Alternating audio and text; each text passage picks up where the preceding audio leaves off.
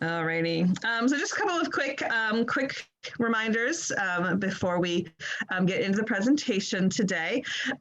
This is our fourth in our series for sustainability. All of the previous ones that we have done are up on both Facebook and our YouTube page, both of which you can get to from our website, bcas.org. And they will be up if you want to share them with people or rewatch anything, or if you missed one, those will be up and available to you. We are taking a break next week because it's the day before Thanksgiving and none of our speakers wanted to do it. So we're taking a break. We won't have a presentation next Wednesday, but then we have two more coming up the first two Wednesdays in December, where we're going to be talking about, those are going to sort of talk about sustainability through how we can plant in our yards for sustainability for wildlife and habitats, and then sustainable roofs as well. So those are coming up in December, and we're excited. Just as a reminder, this whole series is generously brought to you by Visit Bucks County. They are absolutely wonderful. They do a ton of great programming. If you're not familiar with what's happening there, they always have great stuff going on. So I would definitely check out their page if you're looking for other activities to do in the area, both through them and through all of the different partners. So. And they have a lot of stuff that's really great about telling you what's happening with COVID and what's safe and what's going on with that. So there's my little plug for them. Alrighty, so we talked about a bunch of stuff. We talked about solar. Last week we talked about wind. So this week we're going to be talking about geothermal. So I'm going to turn it over to Will Bock, who's going to give you just sort of an overview of how geothermal works and some of the pros and cons of it. And all of that. So Will, please take it away. Hi, everyone. I'm William Bock. I'm a mechanical engineer. I'm not a geothermal expert. I'm a person that read a few books, lots of presentations, and I'm a renewable energy enthusiast, if there is such a thing. I don't know if I'm a master of one thing or an expert of many things, but I put together this presentation to kind of be an overview of what geothermal is and mainly how it can be applied to a house, small commercial buildings. There are geothermal systems that can serve cities. I think in like Boise, Idaho or somewhere out there, there's a city that's just served heat from the Earth's heat that's underground. Obviously, like Iceland has it and some of the Nordic countries. But anyway, let me get into this presentation. Can you remind me how to do that again, Stacy? It's on mute. Sorry, hover over the bottom and there's a green square that says share screen. Yes. Choose your presentation and then hit share. Okay.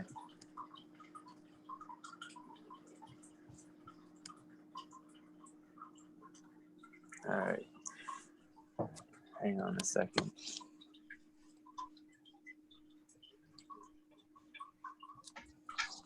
There we go. All right, so again, this is just an overview of what geothermal is. I'm focusing this on houses, sort of condominium complexes, apartment complexes and whatnot.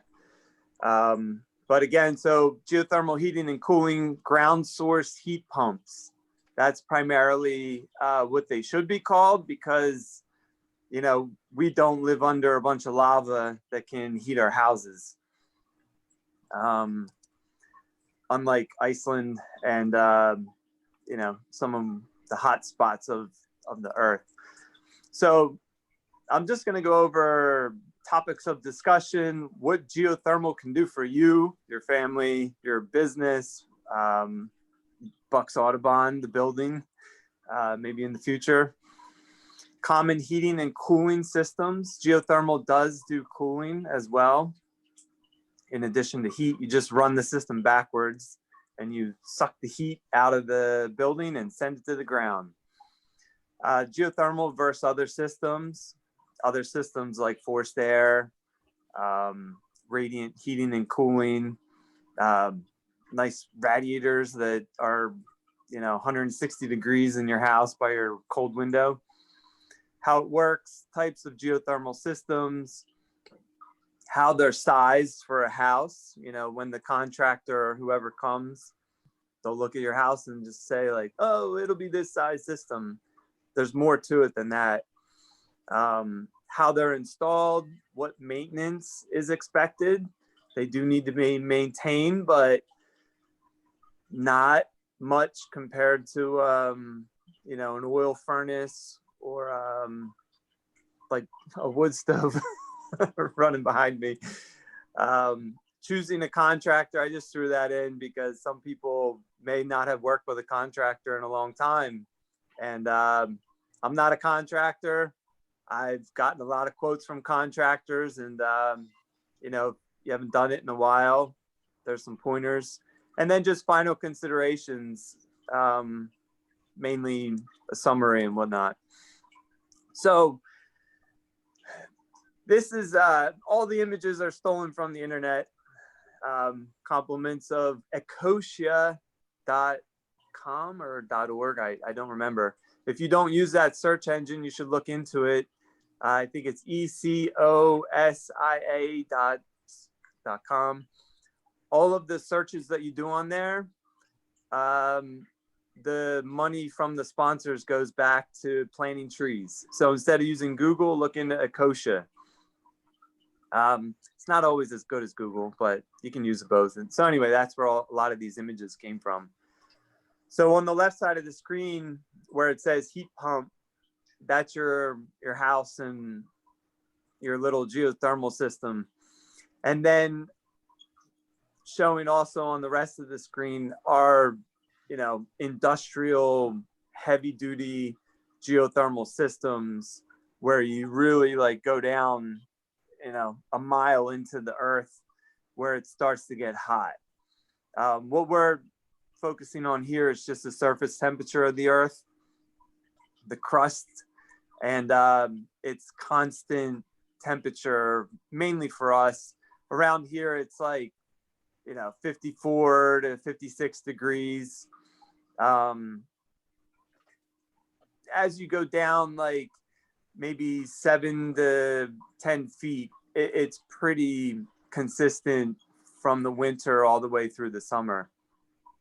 And that's where, you get the benefits of a constant heat emitter and heat absorber.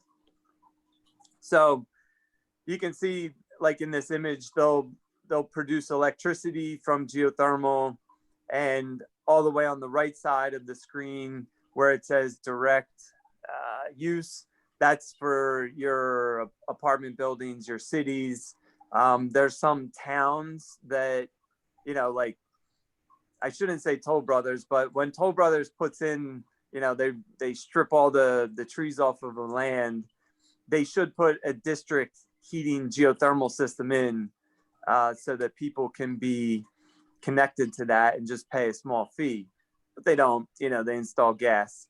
And in some areas of the world, they actually do install district heating systems that are heated by geothermal.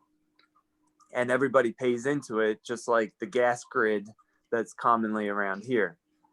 Anyway, what geothermal can do for you: obviously, heat your house with the Earth's constant temperature, cool your house with the Earth's constant temperature, and eliminate fossil fuel use and carbon emissions into the atmosphere.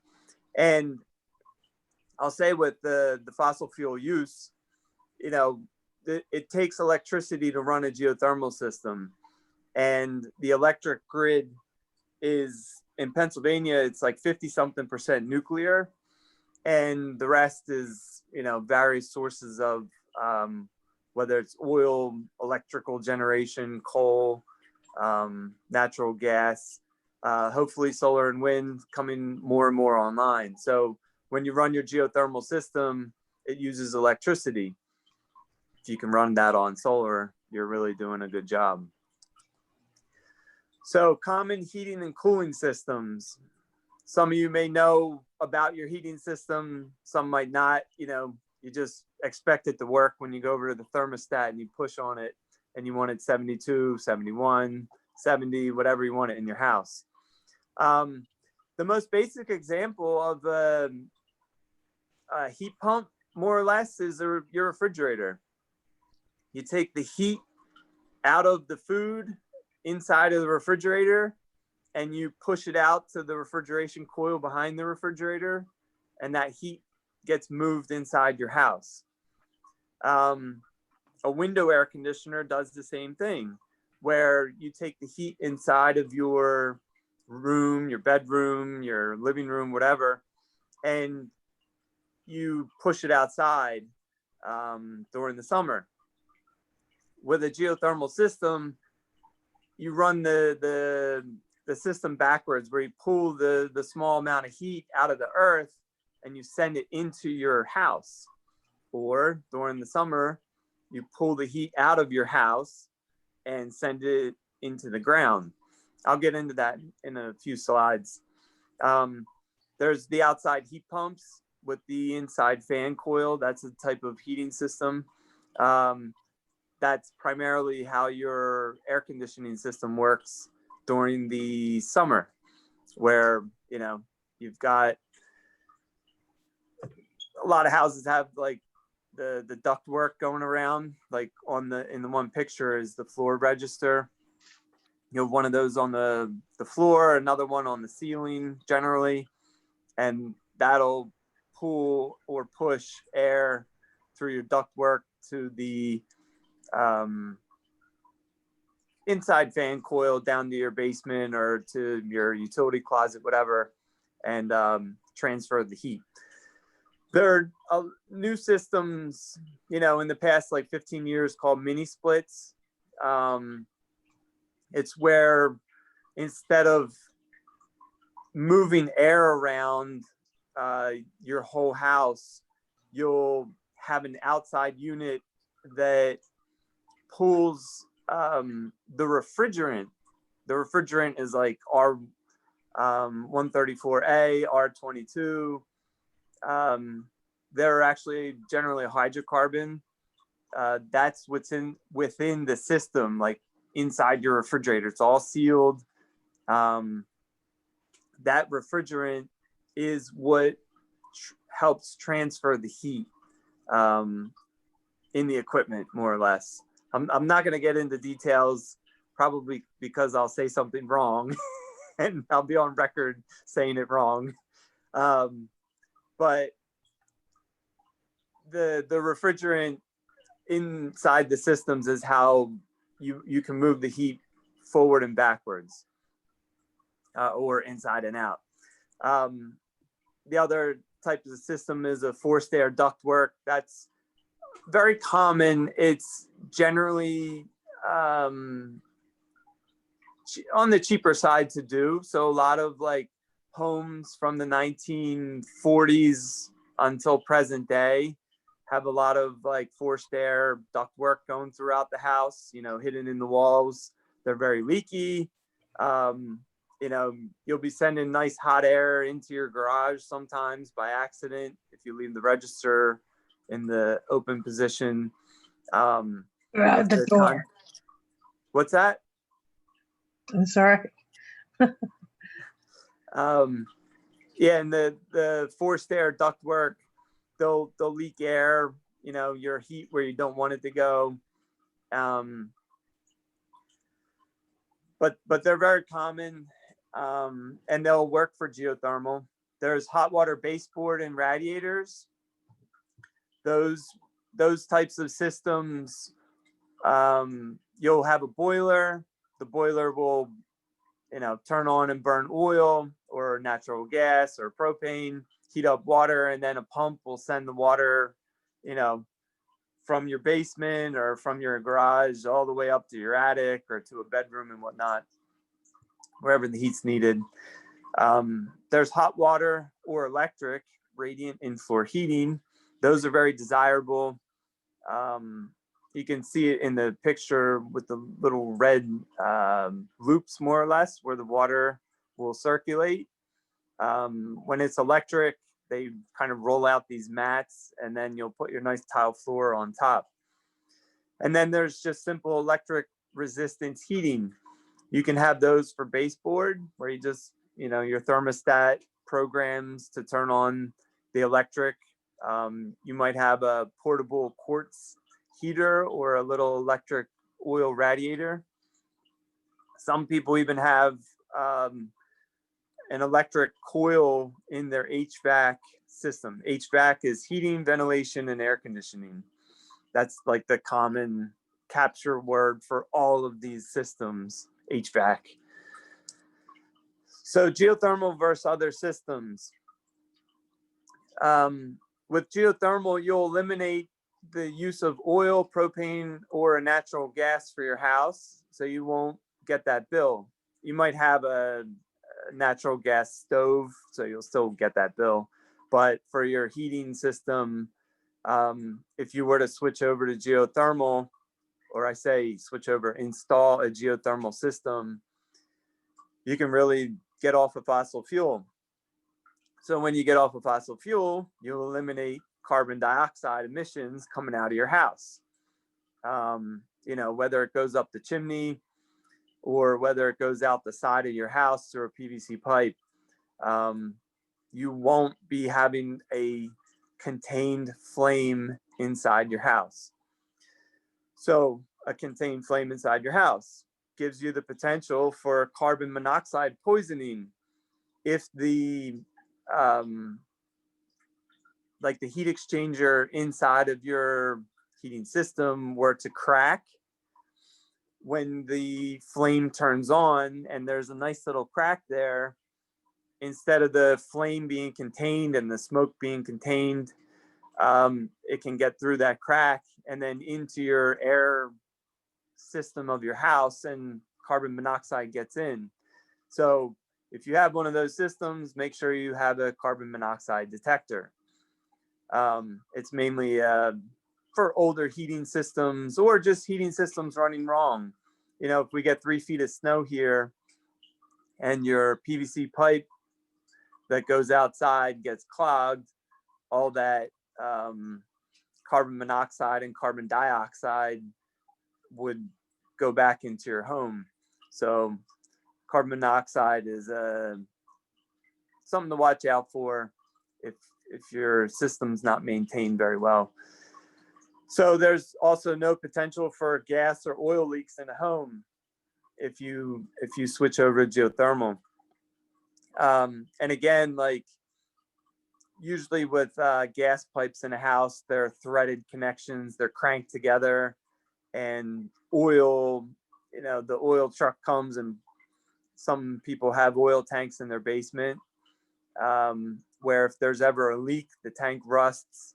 You could have 250 gallons of oil all over your basement that the smell just never goes away. So also geothermal is a lot more quiet since there's no flame. There's 2 types of geothermal system. One is the forced air. So when the fan kicks on to deliver heat, you'd hear that little whoosh of air circulating in your house.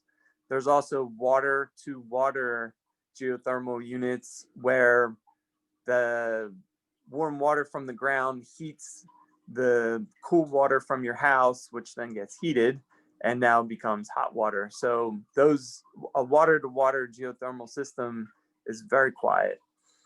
Geothermal has the highest efficiency of all heating systems. And, I see figures 300% to 500%. It is that way because geothermal takes the energy from the ground.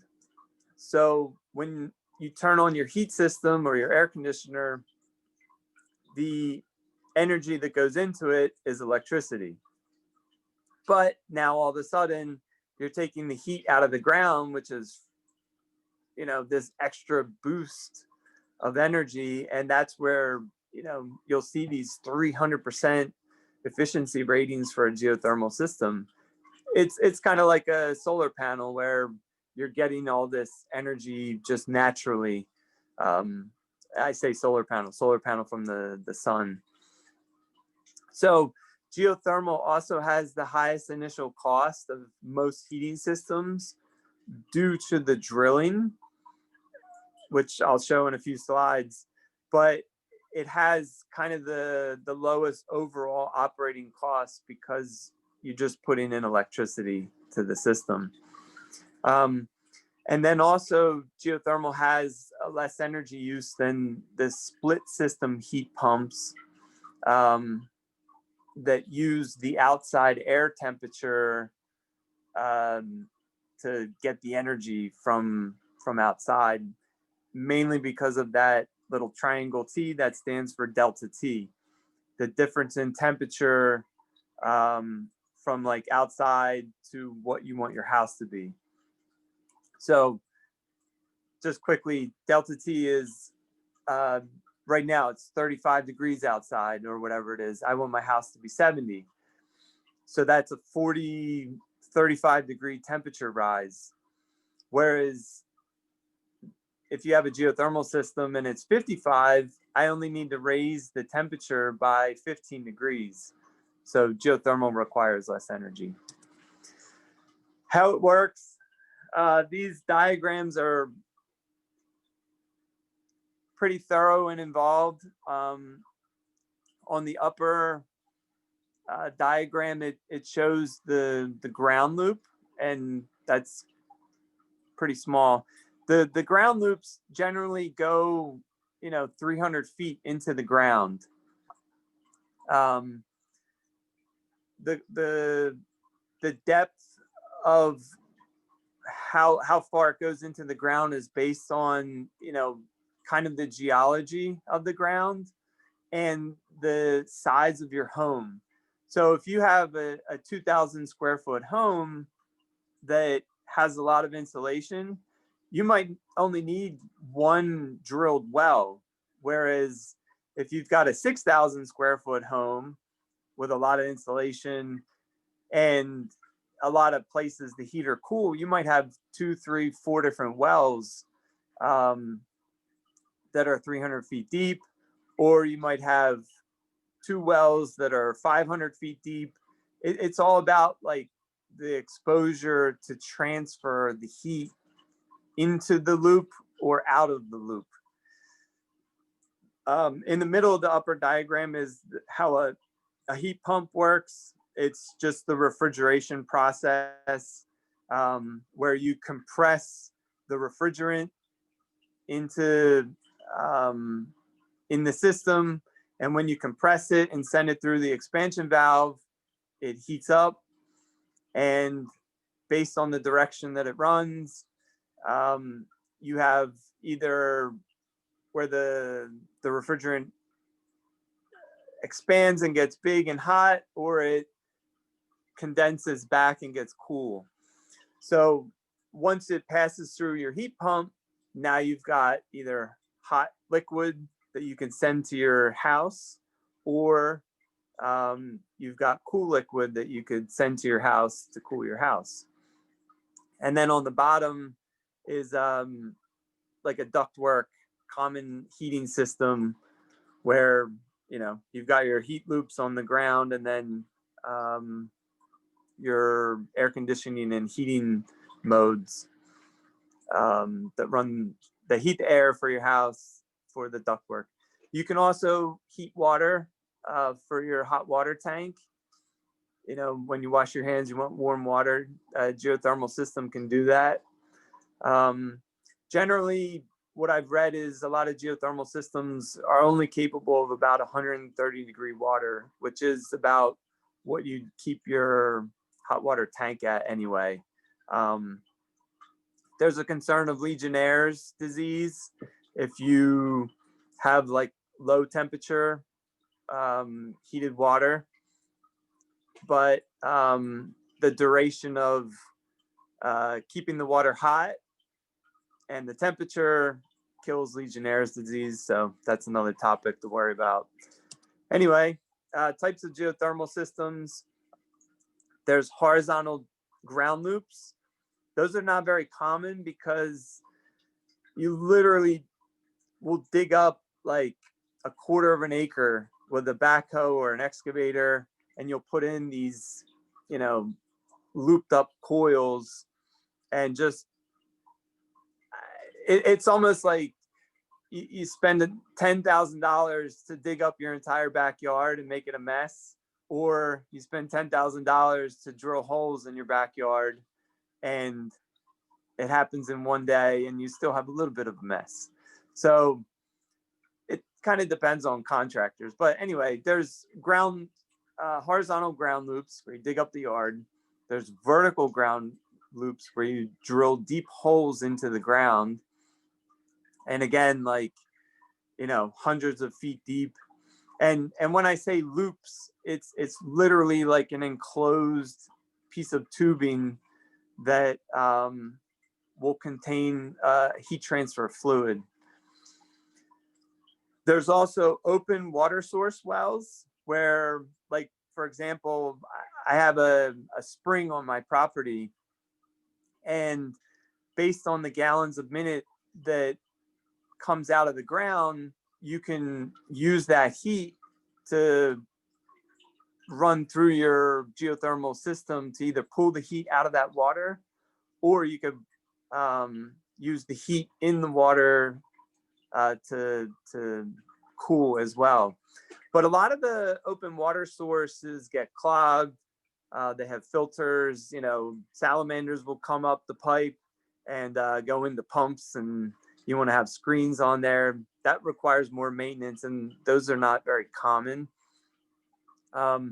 Just to mention as well, there's steam type systems. That's kind of back to the more industrial side. And the deeper into the earth you go, the much hotter that it gets. And that's not common for residential. So we'll skip over that. How they're sized for your house. The units are based on tonnage. Generally, you'll have like a 2-ton heating system. You'll have a 4-ton heating system or a 6-ton. Sometimes there's 2.5 or 3 tons. It's really based on the manufacturer. These units, you know, they're like these boxes. I'll show you in the next picture. Well, we'll jump there. That's those are the geothermal units. In this picture, you can see there's 3 of them, and the way, instead of having one giant system or one giant box, you'll have 3 in this case, so that when it's cooler, you know, we'll say it's 50 degrees out and you want your house to be warm, only one unit will turn on, and that requires just a little bit of electricity. And then when it gets to be 40 degrees, the second unit might turn on and be called for heat.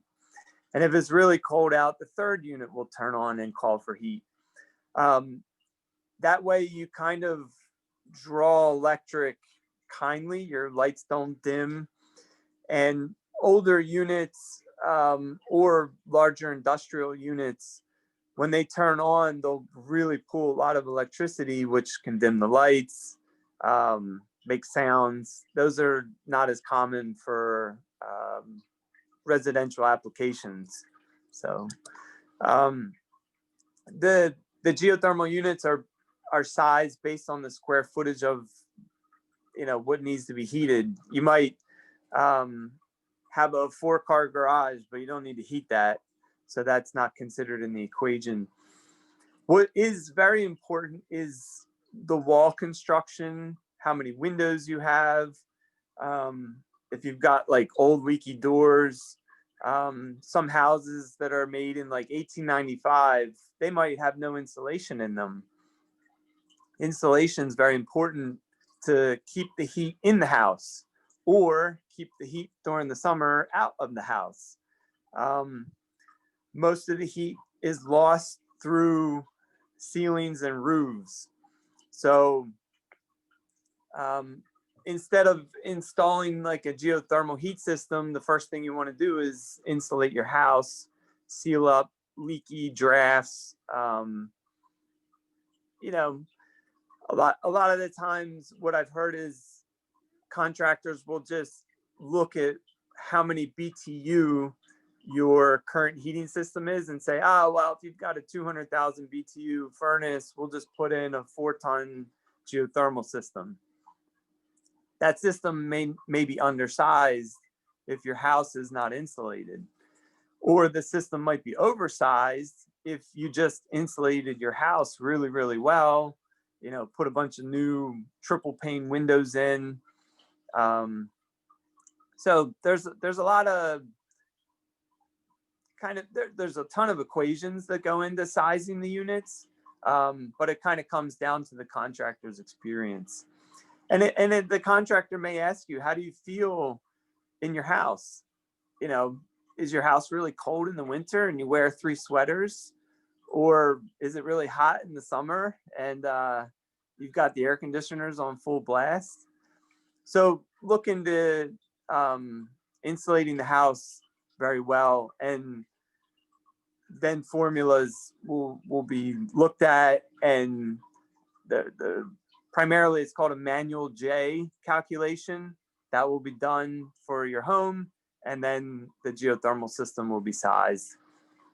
Past utility bills are also reviewed usually. So if you save them, good for you. If you throw them away, you might have a hunt to figure out, you know, past seasons for how much propane, natural gas, oil you used. So again, here's typically a geothermal system. This is what you'd see.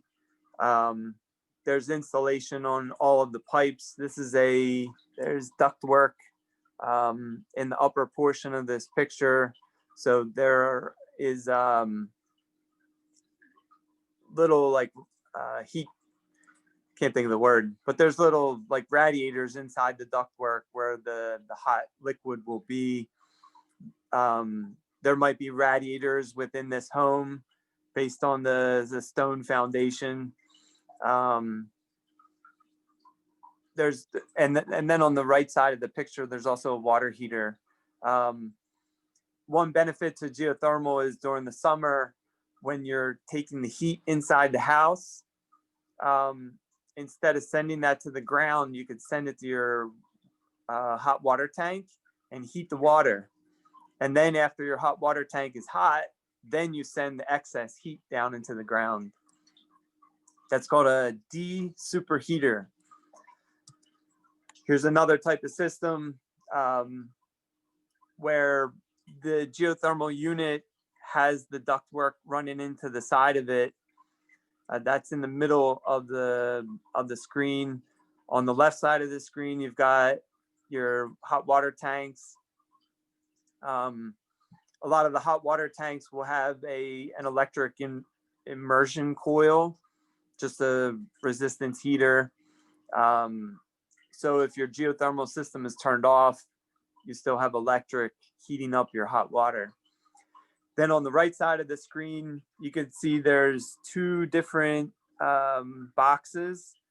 The upper box, I'm guessing, is the balancing valves. And then the lower portion is your pump. So the pump just circulates the water in your geothermal loop. The geothermal loop is kind of like an elevator where when you push the water down,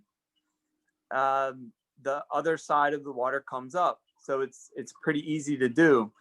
That pump right there might consume 30 watts of electricity.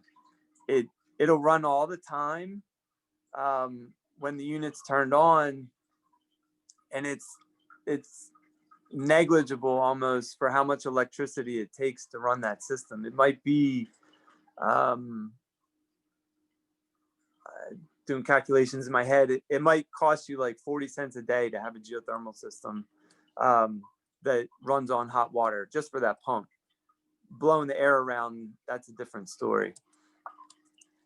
So how they're installed, you know, the contractor gets all the components for your system. It might take them like a couple weeks to get all those materials.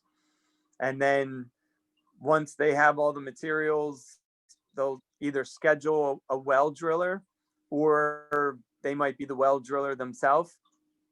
They'll come out to your property. They'll set up, you know, either the big truck or a little drilling rig. There's two different types of drilling rigs. There's like, I shouldn't say there's two, there's a couple. There's just standard drilling where, you know, you use force to drill down in the ground, and you use water to drill. It makes a lot of mud, and they'll try to like contain that mud and, you know, keep your yard semi-clean. And then there's like percussion oscillation drilling that's newer, and that technology like pounds down, you know, 120 beats a second to shake up and drill really fast. Once the holes are drilled, they'll put in the plastic loops, which is just a tubing that's all sealed.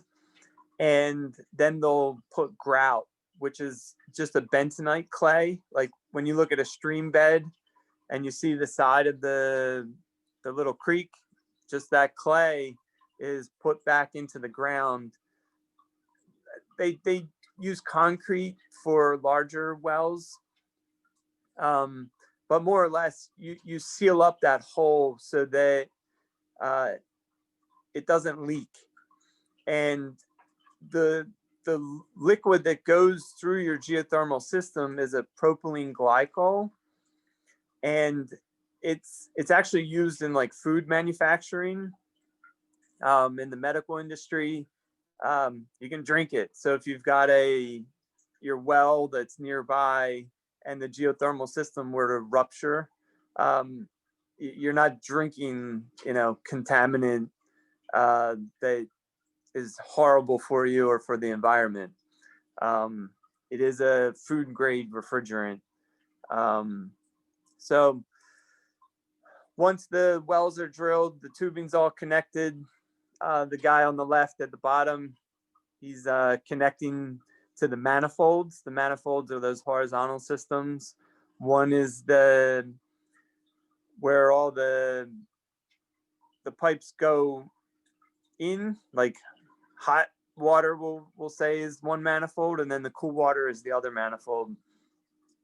Once that's connected, the heat pump or geothermal heat pump is placed in the home, you know, down in the basement. The piping's all connected.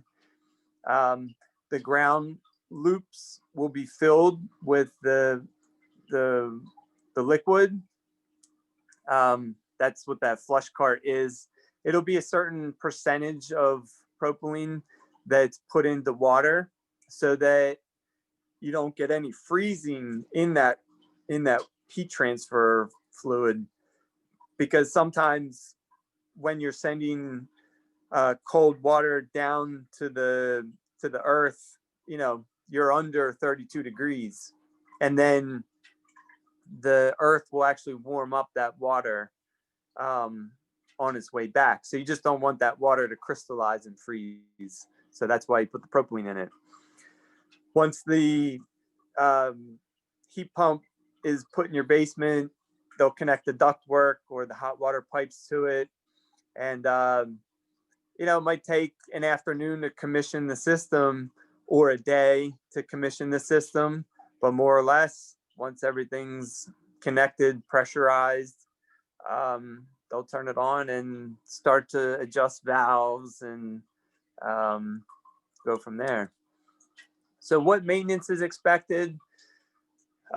Forced air systems, they still require an air filter. You know, if you have one of these in your house, go check the air filter. Make sure there's not a lot of dust in it, because the dust makes it harder for the fan to blow your air through that filter.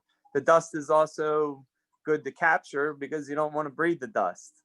You know, they talk about particulate matter outside, and you have the same stuff in your house. You know, you shake a shirt in front of a sunny window and you see all that dust blowing around. It clogs up in the filter. So if you have a geothermal system and it's forced air, you still need to change the filters. Forced air systems still require your ductwork to be vacuumed out occasionally.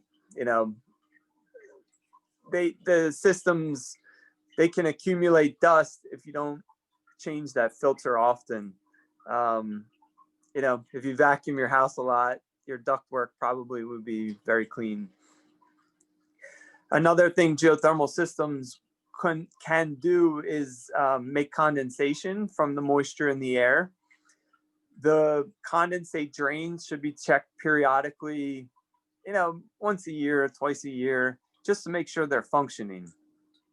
If they get clogged up with like dust and debris from your basement because you got a bunch of junk down there around it, if that gets clogged, the condensate has nowhere to go.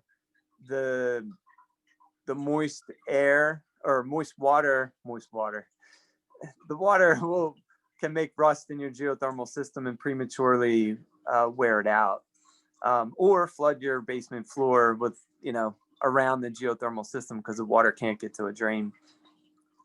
And then the heat transfer fluid should be checked and maintained.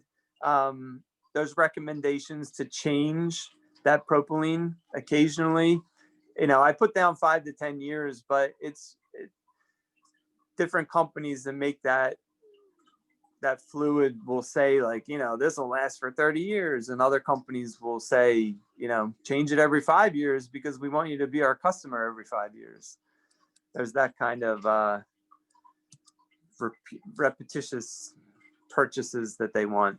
And they want to come check the system to make sure it's working good. So don't turn it on and forget about it for many years. I put down choosing a contractor, and primarily it's good luck. You can call contractors, they can come out and they'll be really nice and they'll say, I'll get you a quote in 3 days, and, you know, months go by and you never get a quote at all. In this day and age, contractors in the heating and ventilation industry are squeezed. It's hard to find good people that are knowledgeable. There's a lot of people out there that say they can do anything. Some people are very capable of that. Others are not.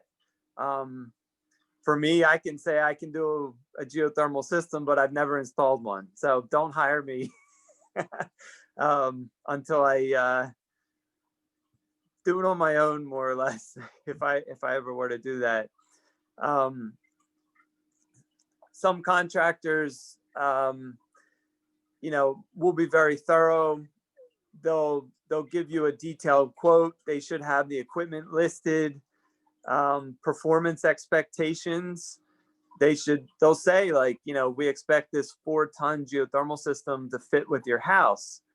And they put it in, they turn it on, and you're cold in the winter. Well, they didn't put the right size system in because you've got a living room that's got a bunch of giant windows in there. And that wasn't expected. So you might have needed a 5-ton system or a 6-ton. The other thing is there will be a workmanship warranty where, you know, the contractors, they need to torque bolts. They need to, you know, bend piping correctly. If they don't do that, or they're rushed because they want to get the system up and running because they got 7 more to do, there should be a workmanship warranty separate from the equipment warranty. So look for that written down on paper, not a handshake in this day and age, not verbal, have everything in writing. Also make sure that the warranty registration paperwork is submitted to the manufacturer. So a lot of the companies, they'll say, oh, we've got a 10-year warranty on on the water furnace, that's a brand of geothermal systems. If you don't submit that warranty information on the day that the system was turned on, you might not have a warranty in 7 years if the thing breaks prematurely. You call your contractor and you say, did you submit the warranty paperwork? They're too busy. They didn't. Or they say they will, but at least get confirmation that it was submitted so that you do have that warranty. The heat pumps, the geothermal heat pumps, they have, circuit boards inside them. They have requirements for circuit breakers to be grounded. They have, electric motors that have a certain warranty as well, different build grades. If you get like a cheap geothermal unit versus the more expensive one, that might have cheap components that don't last as long. But at least make sure that warranty registration paperwork is sent in. And then also the big thing is talk to an accountant about tax savings. Right now, this year, the federal government gives a 26% tax credit. So if you just sold a bunch of stocks and the government's going to want their, 25, 30% commission on how much you made, or you work your job, you make 50 grand a year, you pay your, 7,000 in taxes, the geothermal system overall cost is 26% tax deductible. Next year, that tax savings goes down to 22%. And then the year after, it goes down to zero, currently zero. With Biden in there, who knows? Hopefully it goes back up. But nonetheless, it's a tax credit. So when you have to pay your federal taxes, you'll get a currently 26% deduction of the system. So if the system costs you $30,000, you'll get a 26% credit on that, which is like 7,000 something dollars. And then final consideration, there's long-term financial savings. You're not paying the oil company. You're not paying for your oil furnace to be cleaned. You're not paying the propane company. You're not paying for your propane heater to be cleaned. You will have an electric bill for your geothermal system. That's to be expected. You'll also save, literally thousands of gallons or hundreds of cubic feet per year of not being burned. So, you're really doing a service to the environment by installing one of these systems. Again, it's a long-term system. They'll estimate, 25, 30 years out of the system. And when I say that, that is for the heat pump portion of the system. The ground loops, they can be down there working perfect for 50 to 100 years or more. They're made of high density polyethylene usually, and being buried under the ground, they'll just keep working and working and working, or they should. The other detriment of geothermal, again, being connected to the electric grid, it's going to use a lot of nuclear energy. It's going to use a lot of coal energy. It's going to use a lot of oil, electric generated electricity. But as the grid becomes more sustainable, there will be wind, solar, put into Pennsylvania's grid, and running your geothermal system will be more green as the future goes along and the grid gets more sustainable. And then the best thing you can do for yourself is pair geothermal with solar. So if you have solar at your house during the daytime, even at night, if you have a battery, solar energy will run your geothermal system, and you know, you'll be really a green house, more or less. So I think that is that's the end of the presentation. So any questions?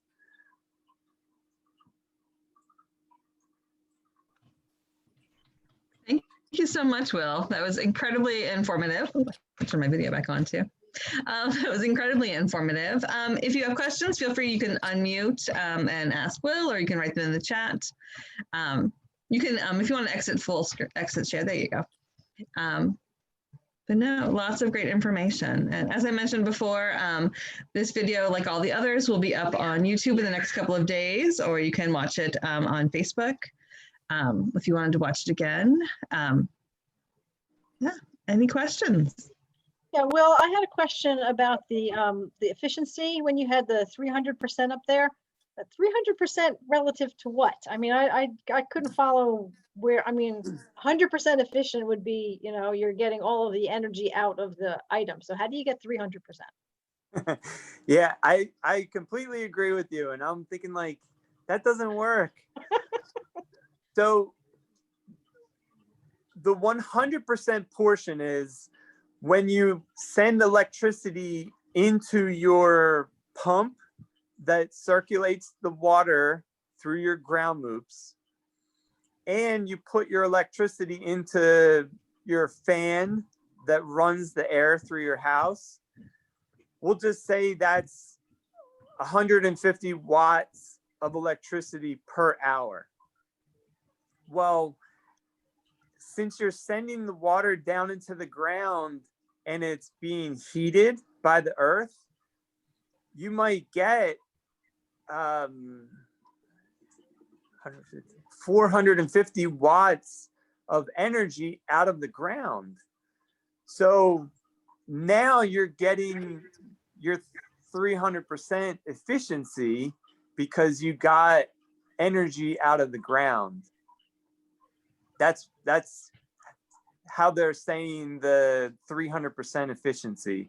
All right. And I've seen numbers that are, you know, up to 500%, and it's kind of based on ground temperature.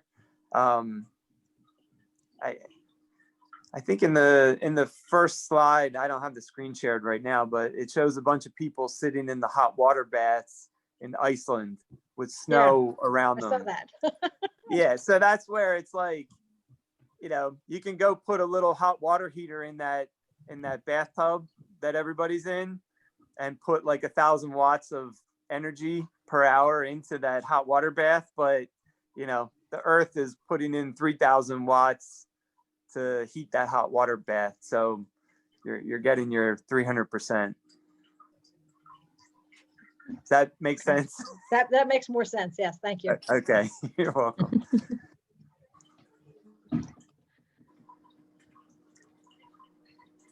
Excellent. Any other questions?